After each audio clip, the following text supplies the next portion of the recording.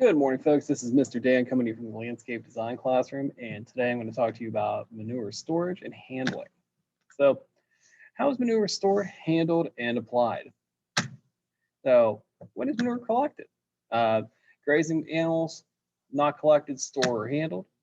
Confined livestock, collected as a solid or liquid. There are two forms of manure handling here. We have liquid manure and solid manure. So, common or swine for swine and dairy operation. On the soil side, often used for poultry, horses, dairy, and beef. Um, Liquid, we're going to start on the liquid. We're going to keep on the liquid side here.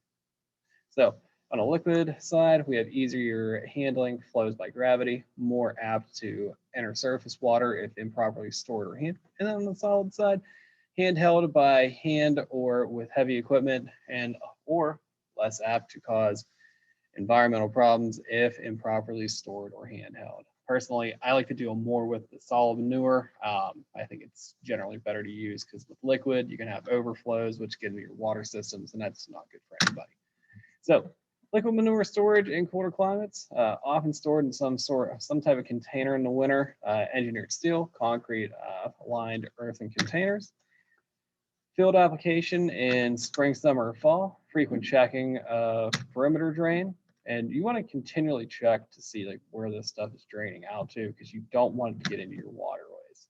So outdoor liquid manure storage, lined earthen concrete or steel structures may be uncovered, gravity drains at pumps, and large enough to hold manure plus rainfall.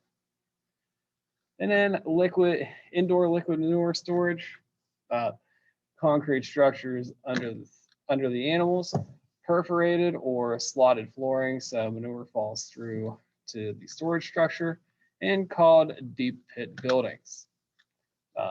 Liquid manure storage in warmer climates, a biologically active anaerobic without oxygen lagoon, no aeration or stirring. True lagoons, much larger than storage structures, may be lined with HDPE plastic or clay, and water used to dilute the manure. Application method depends on the distance of the application area, topography, and soil type.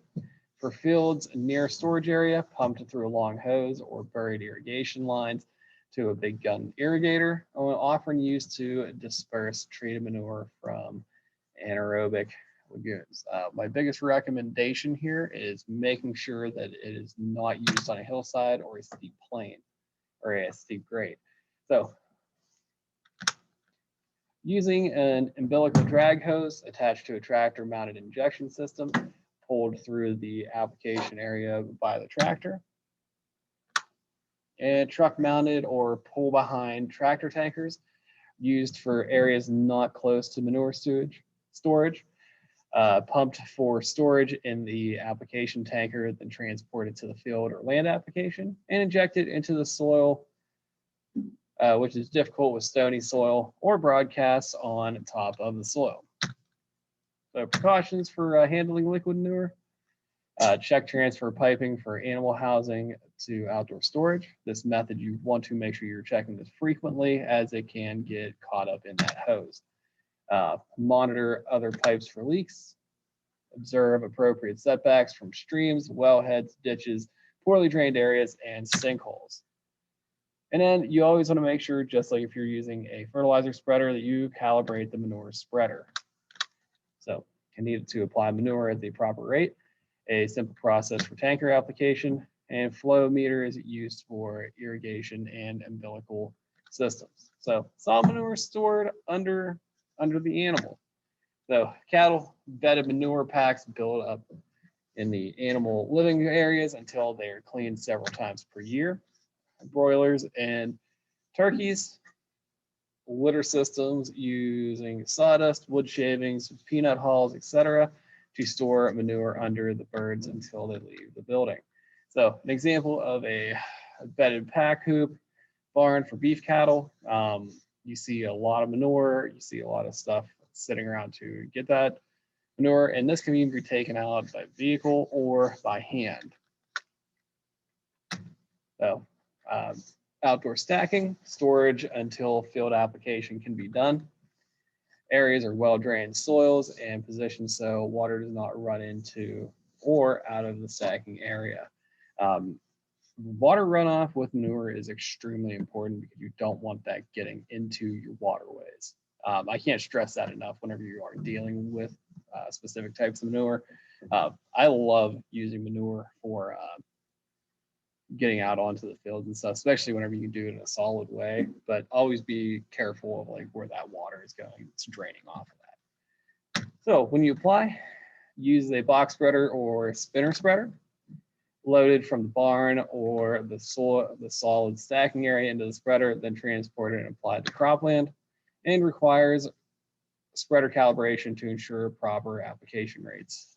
Personally, I feel that putting this stuff out with a spreader solid is better than putting it out with liquid. You just got to make sure it's going to rain that day because it does get a little bit hot.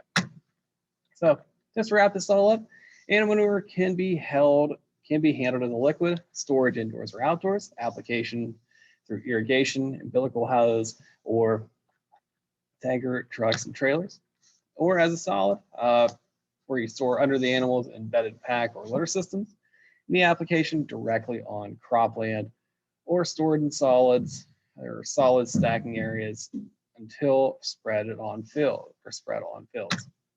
So that's the end of my presentation. If you have any questions at all, give me a call down here in the landscape design classroom. But I appreciate your time, folks. Have a great day.